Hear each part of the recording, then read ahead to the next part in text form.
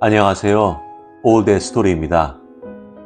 오늘 소개 작가는 시인이며 연극 작품, 회고록, 저널리즘 칼럼 및 아일랜드 문화와 역사 측면에 관한 특집, 비평, 장편 소설과 단편 소설, 전기, 여행 서적을 쓴 아일랜드의 프랭크 오커너입니다. 오커너는 1903년에 아일랜드에서 태어났습니다. 작가는 아일랜드의 소박한 생활을 풍부한 유머와 세련된 필치로 그렸습니다. 오늘 소개 작품은 1948년작 주정뱅이입니다. 알코올 중독자인 아버지에게 어린 아들이 하는 행동으로 이야기가 펼쳐집니다. 그럼 편안한 마음으로 감상하세요.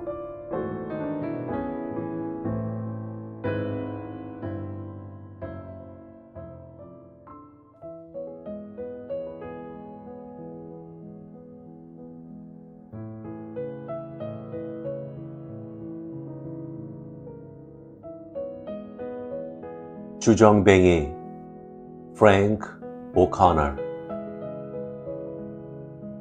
둘리 씨가 죽었을 때 아버지는 매우 심한 충격을 받았다. 둘리 씨는 이곳저곳으로 돌아다니며 물건을 파는 장사꾼이었다. 그리고 도미니칸스에 아들 2명과 차를 한 대 갖고 있었다. 그는 사교적인 면에서 우리보다 몇 수나 앞서 있었지만 겸손해야 할 줄도 아는 사람이었다. 둘리 씨는 지성인이었고 모든 지성인들이 그러하듯 그는 사람들과 대화하는 것을 가장 좋아하였다. 그리고 아버지도 나름대로 책을 많이 읽어 지적인 말 상대를 알아볼 줄 아는 안목을 갖고 있었다. 둘리 씨는 남달리 지적인 사람이었다. 장사차 만나는 사람들이나 성직자들의 이야기에 이르기까지 그는 마을에서 일어나는 일은 모두 알고 있었으며 저녁마다 길을 건너 우리 집으로 찾아와 아버지에게 뉴스 뒤에 숨은 진짜 뉴스를 전해주었다. 그는 나지막하고 상담하기에 딱 어울리는 음성과 누구에게나 친밀한 미소를 갖고 있었다. 아버지는 때때로 그가 계속 얘기할 수 있도록 잠자코 듣고만 있다가 얼굴이 상기된 채 멋모르는 어머니에게 다가가 둘리 씨가 내게 어떤 이야기를 해주었는지 알고 있어? 라고 물어보곤 하였다. 그 후 나는 누군가가 내게 비공식적인 정보를 들려줄 때마다 혹시 그 얘기 둘리 씨로부터 들은 것 아닙니까? 하고 물어보려는 나 자신을 발견하곤 했다. 나는 그가 낯빛 손가락 사이로 로사리오를 감은 채 갈색 수의를 입고 입관 준비가 되어 있는 모습을 보기 전까지는 그의 죽음을 실감나게 받아들이지 않았다. 그때까지 나는 무엇인가 잘못된 것임에 틀림없고 어느 여름날 저녁 둘리 씨는 다시 우리 집 현관의 모습을 드러내어 다음 세기의 내막을 들려줄 것이라고 생각하고 있었다. 그러나 아버지의 경우는 달랐다. 아버지는 매우 당혹해 하였다. 아마 아버지와 둘리 씨가 거의 동갑이기 때문이었을 것이다. 동갑이라는 사실은 언제나 다른 사람이 죽으면 남의 일같이 느낄 수 없도록 만드는 법이니까. 아니면 아버지는 이제 회사에서 최근 발생한 사건 뒤에 어떠한 부정이 있었는지 알려줄 사람을 잃어버렸기 때문인지도 몰랐다. 불란이 레인에게 둘리 씨만큼 신문을 읽는 사람은 손가락으로 셀 수 있는 정도였고 그들 중 어느 누구도 아버지가 노동자에 불과하다는 사실을 모른 척하지 않았을 것이다. 하찮은 목수에 불과한 설리반도 자신이 아버지보다 한 수 위라고 생각하고 있었다.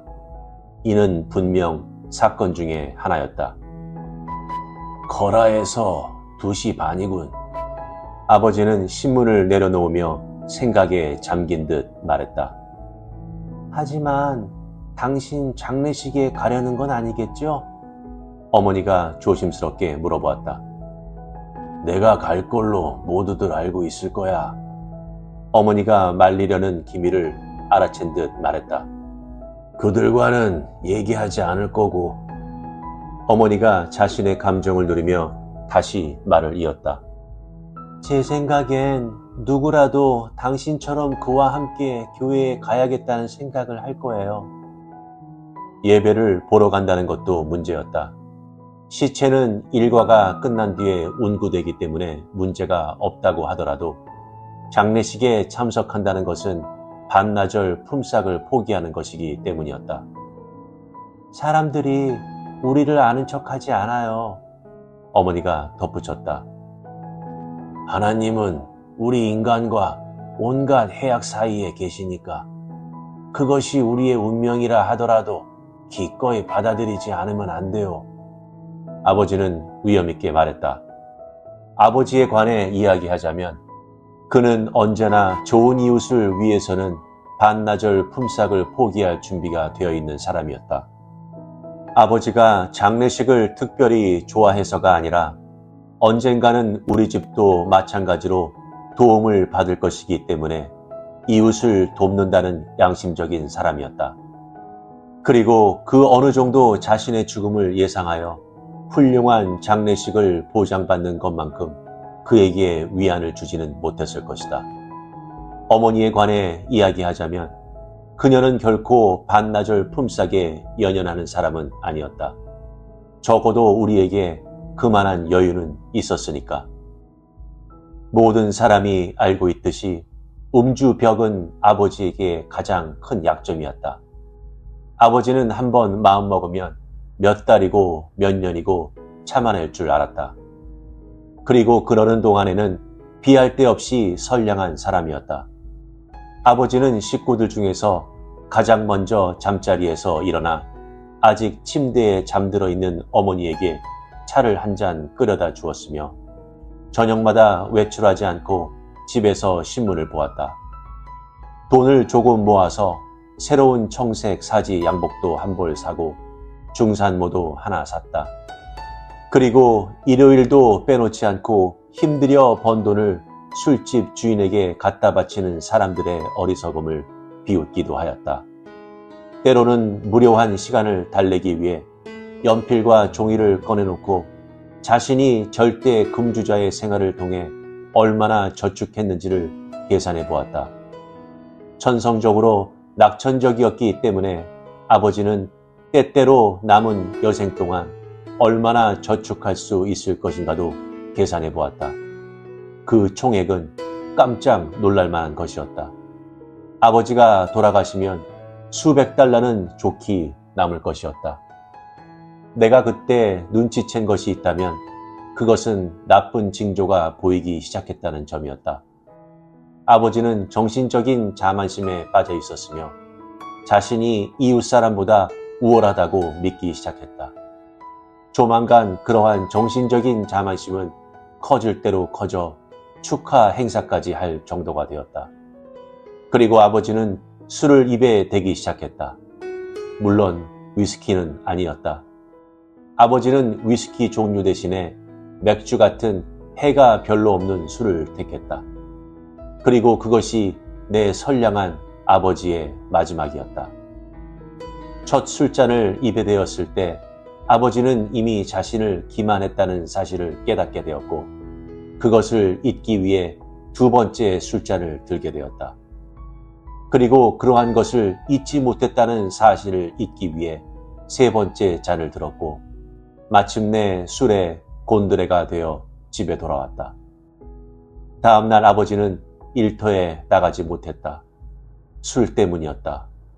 대신 어머니가 일터에 나가 아버지 대신 사과하였다. 그리고 그 뒤 2주일간 일터에 나가지 않은 사이 아버지는 처량하고 난폭하며 풀이 죽은 사람으로 변하고 말았다. 일단 술을 입에 대자 아버지는 부엌에 걸린 벽시계까지 팔아치우면서 술을 마셔댔다. 나와 어머니는 앞으로 어떤 일이 닥칠 것인지 알고 있었다. 그리고 앞날에 닥칠 재앙에 공포심을 갖기 시작했다. 장례식도 그중 하나였다. 덤피 씨 집에 가서 반나절쯤 할 일이 있는지 알아보아야겠어요. 어머니가 탄식하듯 말했다. 레리는 누가 돌보지요? 내가 레리를 돌봐줄게. 아버지가 선심 쓰듯 대답했다. 조금 걷게 만들기만 해도 될 테니까. 나를 따로 돌볼 사람은 필요 없었다. 그리고 내가 집에 남아 동생 소니를 잘 돌볼 수 있다는 것도 우리 모두는 알고 있었다. 그러나 나는 아버지의 음주를 막을 가족으로서의 일이 더 중요했다. 그러나 나는 아버지가 술을 마시는 것을 막아본 일이 없었다. 그래도 어머니는 나에게 상당한 기대를 걸고 있었다. 다음 날 학교에서 돌아오자 아버지는 나와 아버지를 위해 차 2잔을 끓여내왔다. 아버지는 차를 끓이는 데에는 훌륭했으나 다른 일에는 서툴기 짝이 없었다. 빵을 자르는 모습만 보면 가슴이 덜컥 내려앉는 것 같았다. 차를 마신 뒤 아버지와 나는 언덕 아래 교회로 갔다. 아버지는 가장 아끼는 청색 사지 양복을 입고 중산모를 약간 삐뚤음하게 쓰고 있었으나 술 주정꾼 같아 보이지는 않았다. 아버지는 조문객들 중에 피터 크로울리가 끼어있는 것을 발견하고 매우 기뻐하셨다. 피터는 또 다른 위협적인 인물이었다. 나는 일요일 아침 미사 후에 겪었던 경험을 통해서 그의 위험성을 잘 알고 있었다. 어머니의 말에 의하면 그는 공짜 술을 얻어먹기 위해 장례식을 찾아다니는 비열한 사나이였다. 나중에 안 사실이지만 그는 둘리 씨가 누구인지조차 모르고 있었다. 그러나 아버지는 절약할 줄 모르고 버는 돈을 모두 술집에 갖다 바치는 바보 중에 한 사람으로 그를 경멸투에 관심을 갖고 대해왔다.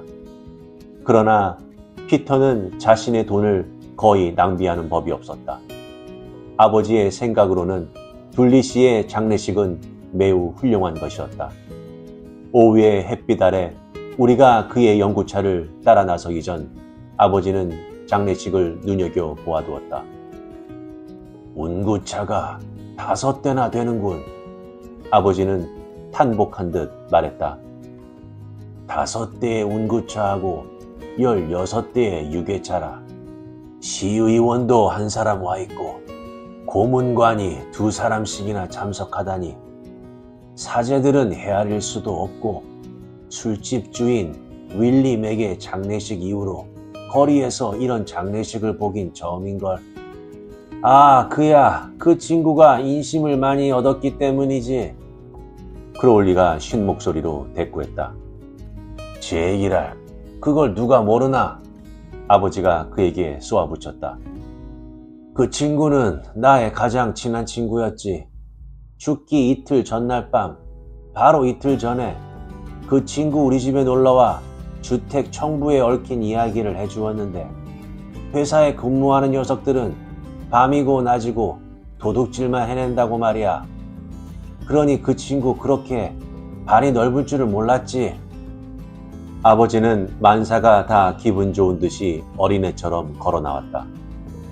아버지는 모든 조문객들이나 선데이즈 외를 따라 늘어선 훌륭한 집들을 보고 즐거운 표정을 지었다. 나는 그때 위험 신호가 강력하게 울리고 있음을 느꼈다.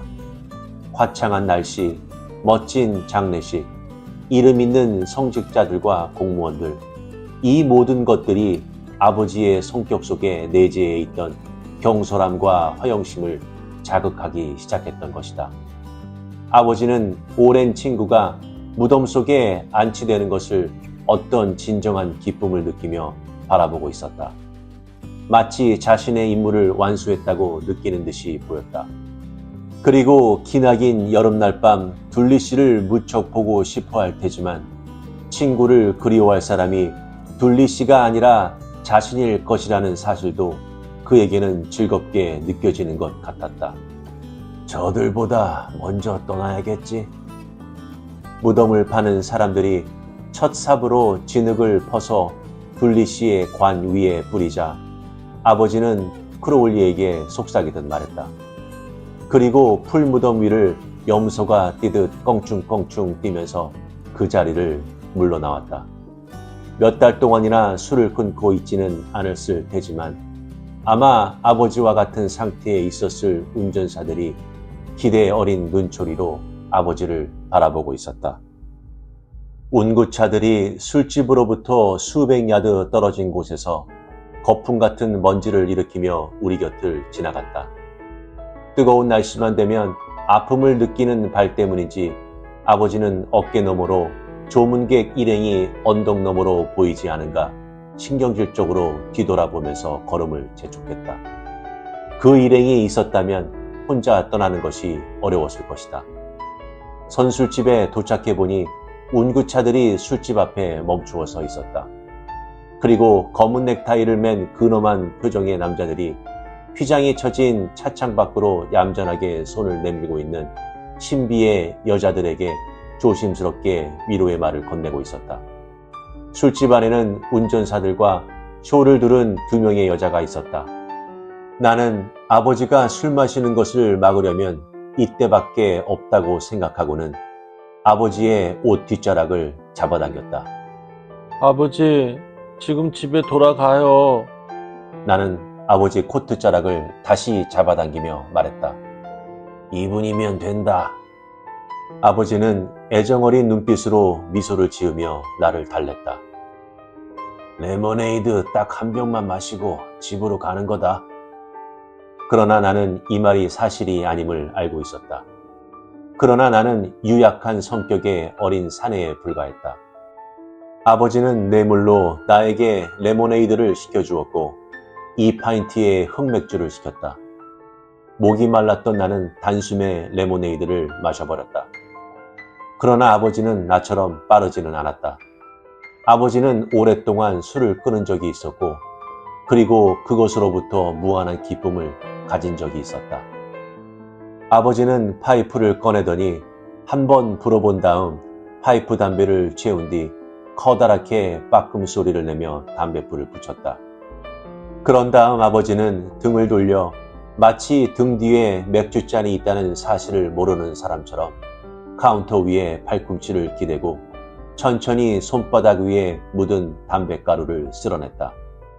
아버지는 저녁 때까지 앉아있을 자리를 잡은 것이었다. 아버지는 참석했던 장례식 때마다 끈질기게 끝장을 보아왔었다. 운구차는 떠나갔다. 그리고 친족 이외에 조문객이 술집 안으로 밀려들어와 반쯤 자게 되었다. 아버지, 이제 집에 가요. 나는 아버지의 코트 자락을 다시 잡아당기며 애원했다. 아직 내 어머니가 집에 돌아오려면 한참 멀었다.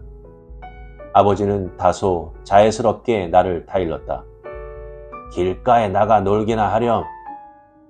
내가 낯선 거리에서 혼자 놀 수 있으리라고 생각한 아버지의 처사가 냉정하게 느껴졌다. 나는 예전처럼 다시 따분해지기 시작했고 아버지는 해가 질 때까지 그곳을 떠나지 않을 것이라고 생각했다. 그래서 결국은 술이 떡이 된 아버지를 끌고 집에 가게 될 것이라고 믿었다. 그리고 불란이 레인 거리를 걷는 동안 모든 여자들이 믹 멜라니가 또 저 지경이 됐군 하며 수군될 것임을 또한 알고 있었다. 어머니가 걱정과 함께 무척 화를 내리라는 것도 알고 있었다. 다음 날이면 아버지는 일터에 나가지 않겠지. 그리고 주말이 되기도 전에 어머니는 숄 밑에 시계를 감추고 전당포를 찾게 되겠지. 시계가 없는 쓸쓸한 부엌은 내겐 무척 볼썽사나운 것인데. 나는 아직도 목이 말랐다. 그리고 까치발을 디디면 아버지의 맥주잔까지 손을 뻗칠 수 있음을 발견했다. 그리고 그 잔 속에 어떤 것이 들어있는지 알아보는 것도 괜찮을 것 같다는 생각이 들었다. 아버지는 등을 돌리고 있으니까 내가 술잔에 손을 뻗어도 모를 것 같았다. 나는 아버지의 술잔을 끌어내려 조심스럽게 마시기 시작했다. 그러나 나는 무척 실망하고 말았다. 아버지가 그런 것을 마실 수 있다는 자체가 놀라웠다. 아버지는 레모네이드 같이 맛있는 음료수를 모르고 있는 것 같았다. 나는 아버지에게 레모네이드 맛이 어떤지 말해주려 했지만 아버지는 얘기에 열중해 있었다. 아버지는 장례식 때 밴드를 부른 것이 정말 멋있었다고 말하고 있었다. 아버지는 장총을 거꾸로 잡고 있는 듯한 포즈를 취하며 쇼팽의 장례식 마치 몇 소절을 흉내내었다. 크로울리가 경건한 태도로 고개를 끄덕이는 모습도 보였다. 나는 조금 더 마셨다. 그리고 흑맥주도 나름대로 유익한 점이 있을지 모른다는 생각이 들었다. 나는 기분이 좋아짐을 느꼈다. 묘한 기분이었다. 아버지는 이번에는 사무엘이 나오는 장송곡 몇 소절을 흉내냈다. 술집도 멋있고 장례식도 훌륭하다고 느껴졌다. 천국에 간 둘리씨도 몹시 기뻐하리라는 생각이 들었다. 동시에 나는 사람들이 그를 위한 연주를 밴드에게 부탁했을 것이라고 생각했다. 아버지 말씀대로 밴드는 장례식에 훌륭하게 어울리는 것 같았다. 그러나 흑맥주가 대단한 것이라는 까닭은 사람으로 하여금 세상을 잊게 하고, 아니 구름 위를 떠다니는 천둥처럼 높이 떠있게 만들고, 다리를 꼰 채 술집 카운터에 기대어 사소한 일들을 다 떨쳐버리고 삶과 죽음에 관하여 깊고 진지하고 원숙한 사색을 하면서 자신을 되돌아볼 수 있게 만들어주는 능력을 갖고 있다는 데 있었다. 자신을 그렇게 되돌아보노라면 누구라도 잠시 후 자신이 얼마나 우스꽝스럽게 보이는지 깨닫게 되고 갑자기 당황하게 되어 킥킥 웃어버리지 않을 수 없을 것이다. 그러나 내가 마지막 한 모금을 마셨을 때 이미 그러한 단계는 지나가 버린 뒤였다. 나는 술잔을 제자리에 되돌려 놓은 것이 무척 어렵게 되었음을 깨달았다. 카운터가 갑자기 높아진 것처럼 보였다. 나는 다시 우울감에 빠져버리고 말았다. 주여, 어디에 가 있든 그 친구의 영혼이 평온히 잠들게 해주옵소서. 아버지는 등 뒤로 술잔을 찾아 팔을 뻗으면서 경건하게 말했다. 아버지는 잠시 멈칫했다. 처음에는 잔을 쳐다보더니 한동안 주위에 서 있는 사람들을 쳐다보았다. 여보시오. 아버지는 불쾌한 감정을 숨긴 채 단지 농담 한마디 던진다는 식으로 상당히 명랑한 소리로 입을 열었다. 누가 여기에다 손을 댔소? 술집 주인과 여자들이 아버지를 쳐다보고 다시 그의 술잔을 바라보는 순간 잠시 침묵이 흘렀다. 거기 손댄 사람은 아무도 없어, 이 양반아. 한 여자가 불쾌하다는 듯이 말했다. 누굴 강도로 보는 거요? 그런 짓 할 사람은 아무도 없네, 믹. 술집 주인도 놀라움이 섞인 말투로 대꾸했다. 그러나 누군가가 손을 대긴 댔지. 이렇게 말하는 아버지 얼굴에는 미소가 사라지고 없었다. 그럴 만한 사람이라면 술집에서 가장 가까이 있는 사람일 테지. 조금 전에 말했던 여자가 내게 불쾌한 표정을 지으며 험악한 투로 말했다. 그리고 동시에 아버지도 사실을 감지하기 시작했다. 생각해보건대 나는 다소 꿈꾸는 듯한 눈빛이었을 것이다. 아버지는 허리를 굽히고 나를 잡아 흔들며 묻기 시작했다. 너 괜찮으냐, 레리? 피터 크로울리는 나를 내려다보면서 의미심장하게 씩 웃고 있었다. 이겨낼 수 있겠니? 크로울리는 그 쉰 목소리로 소리쳤다. 나는 이겨낼 수 있었다. 어렵지 않게. 나는 토하기 시작했다. 아버지는 가장 아끼는 양복이 더럽혀질까봐 훌쩍 뒤로 물러나 성급히 뒷문을 열었다. 뛰어! 뛰어! 뛰어봐! 아버지가 큰 소리로 외쳤다. 나는 밖에 담쟁이 넝쿨로 뒤덮인 담장이 햇빛에 빛나는 모습을 보았다.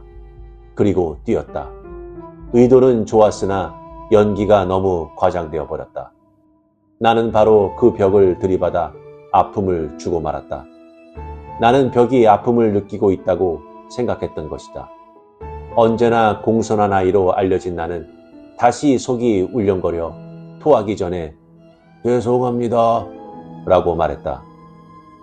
아버지는 아직도 옷을 버릴까봐 조심스러워하면서 내가 토하는 동안 몸을 잡아주었다.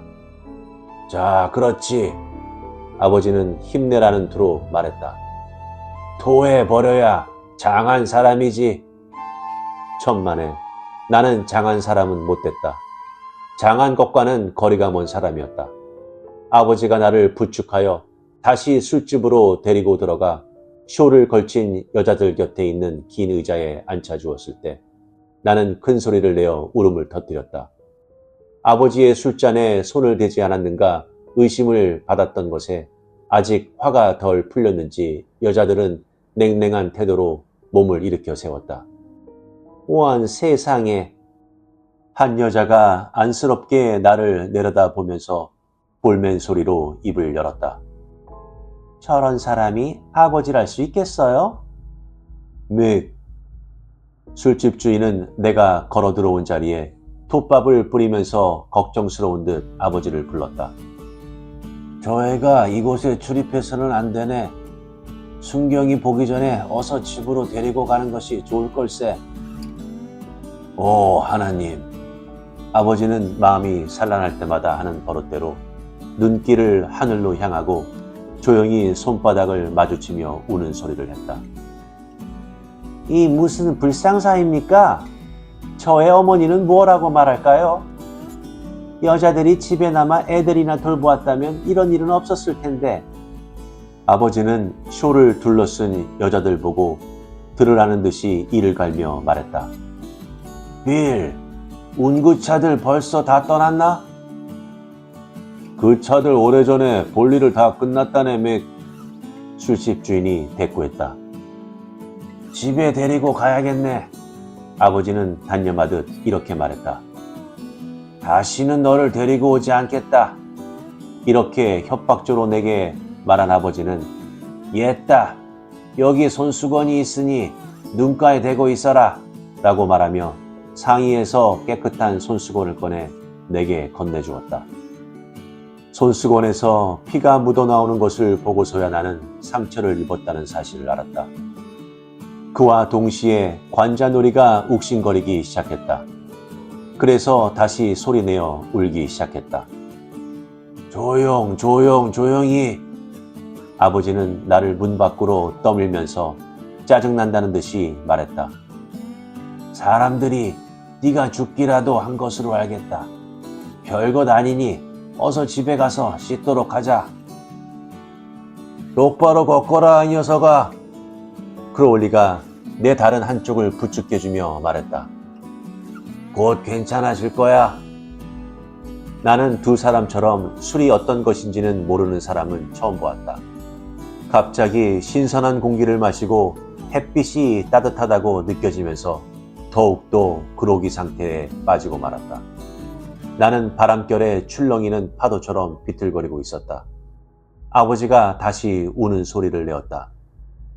전능하신 주여, 앞이 캄캄하나이다.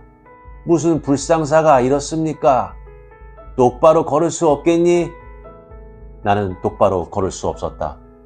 그러나 나는 불란이 레인에 사는 모든 늙고 젊은 여자들이 햇빛에 이끌려 반쯤 열린 문가에 기대어 서 있거나 현관 계단에 나와 앉아 있으리라는 것을 알고 있었다. 그들은 서로 주고받던 잡담을 멈춘 채 눈 위에 상처를 입고 술에 취해 비틀거리는 어린아이를 말짱한 두 중년 남자들이 집으로 끌고 가는 이상한 광경을 입을 벌리고 바라보고 있었다. 될 수 있는 대로 나를 빨리 집으로 데리고 가 창피를 면하고 싶으나 내가 취한 것이 자신 때문이 아니라는 사실을 이웃 사람들에게 설명해 주고 싶은 갈등에 어찌할 바를 모르던 아버지는 로체 부인집 밖에서 걸음을 멈추었다.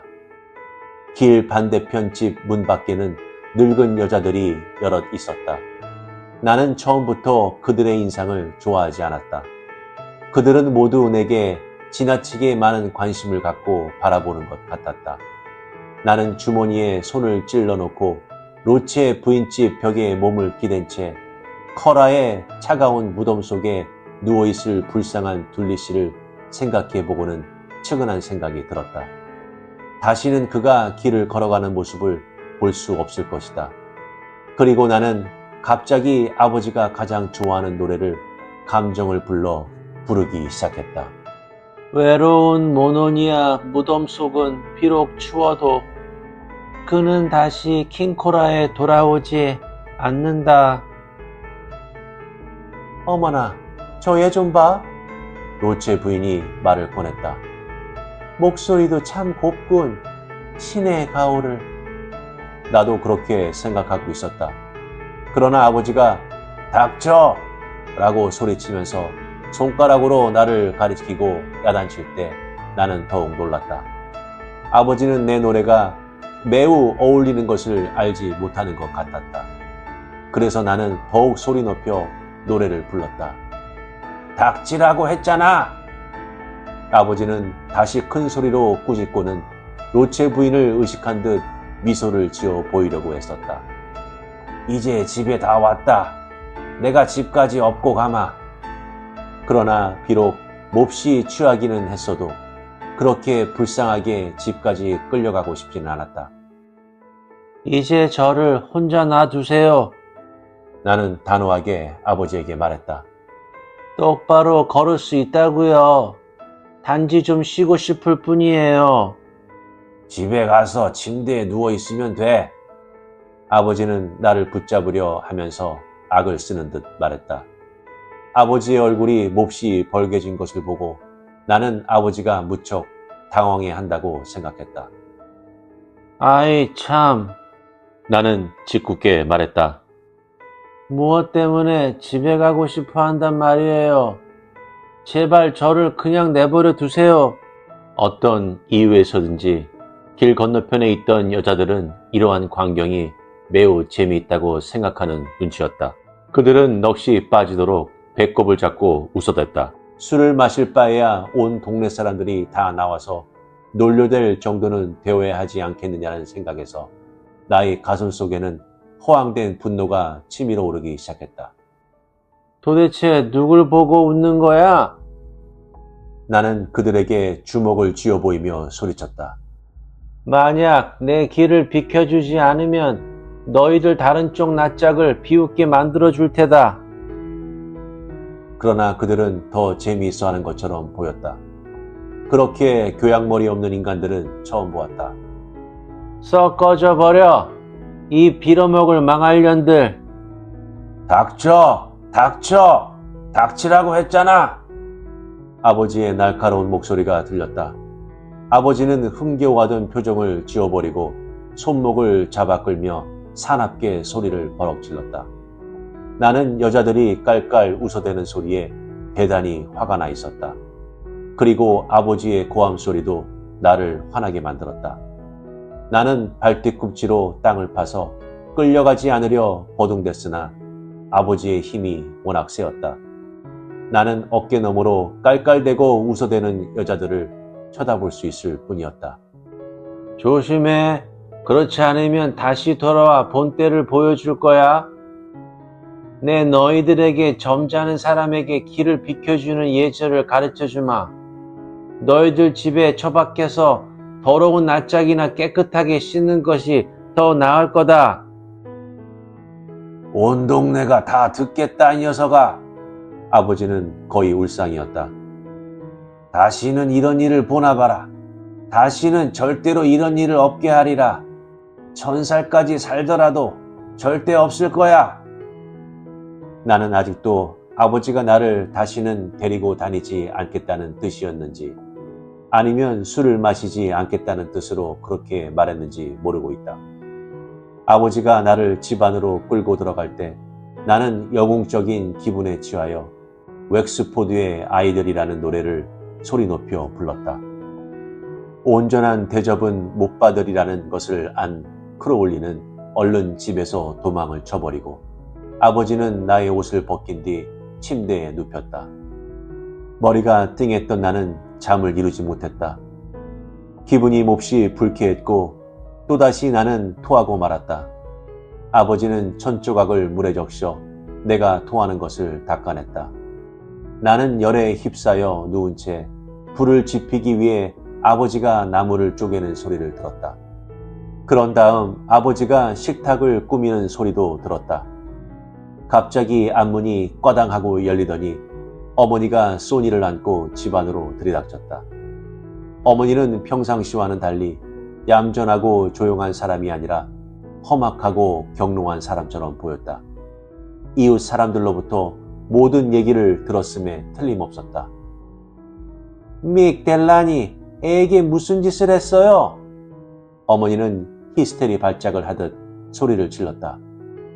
여보, 조용히 좀 해. 아버지는 옆걸음질하며 어머니에게 입을 다물 것을 부탁했다. 동네 사람들이 다 듣겠소. 하하. 어머니는 소름 끼치는 웃음소리를 냈다. 아마 지금쯤이면 온 동네가 모든 일을 다 알고 있을 거예요. 불쌍하고 죄 없는 아이에게 술을 먹여갖고 당신과 또 다른 썩어빠진 더러운 놈팽이가 함께 즐거워했다는 걸 다 모두 알고 있단 말이에요. 그러나 애한테 술을 준 적은 없다고. 아버지는 이웃 사람들이 그의 불행을 제멋대로 해석하고 있다는 생각이 들자 소스라치게 놀라면서 말했다. 내가 등을 돌리고 있는 사이 저희가 술을 마신 거라고요. 도대체 나를 뭘로 생각하는 거야? 아하! 어머니도 씁쓸한 어조로 대꾸했다. 당신이 어떤 사람인지 이제 모두 알게 되었다고요. 애써서 번 돈을 모두 술집에 고스란히 갖다 바치고 그것도 모자라서 자기 자식을 자신처럼 술 취한 건달로 키우다니. 그리고 어머니는 침실로 뛰어들어와 침대맡에 무릎을 꿇고 앉아 내 눈가에 상처를 보자 한탄을 했다. 부엌에서는 소니가 혼자 큰 소리로 울기 시작했다. 그리고 잠시 후 아버지가 얼굴에 자기 연민의 표정을 지은 채 눈을 덮을 정도로 모자를 눌러쓰고 침실 문가에 모습을 드러냈다.